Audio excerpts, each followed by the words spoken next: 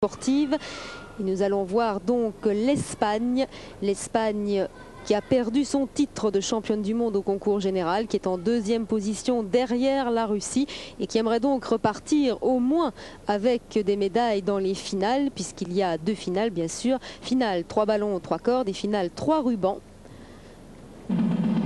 afin de ne pas repartir bredouille, ce qui serait très décourageant pour cette équipe espagnole, déjà championne d'Europe, entraînée par Anna Roncero, championne d'Europe junior aussi, qui a un très bon potentiel, qui favorise beaucoup le risque, très technicienne à l'engin.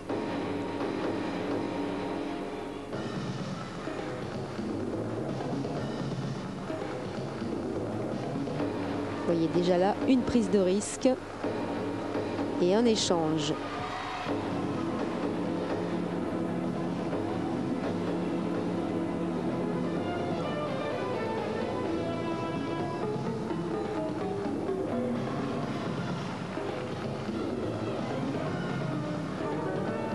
Un autre échange original avec une prise de risque puisqu'elle perd de l'engin de vue.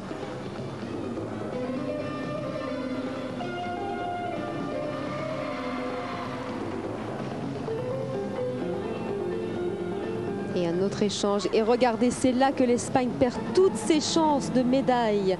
Dans cette finale, 3 cordes, 3 ballons, il y a une perte d'engin, 0,10 de pénalité, sortie du praticable de la gymnaste et de l'engin, 0,10 pour chacun, 10 pour la gymnaste et 0,10 pour l'engin, ce qui fait une pénalité de 0,30 en exécution minimum.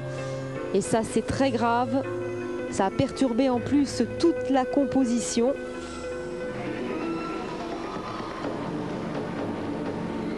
Et qu'il doit être difficile de continuer à se concentrer quand on sait qu'on a commis une telle erreur et qu'on voit donc s'échapper toute chance de médaille, du moins dans cette finale,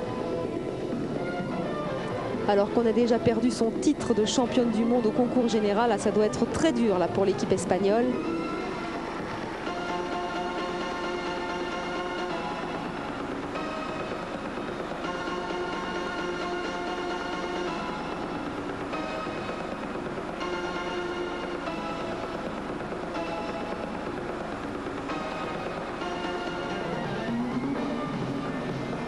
Très bel échange.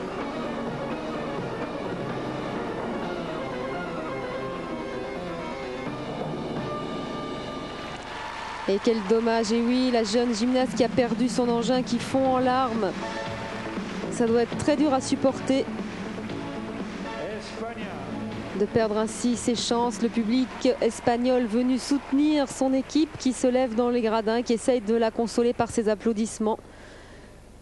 Mais c'est vrai que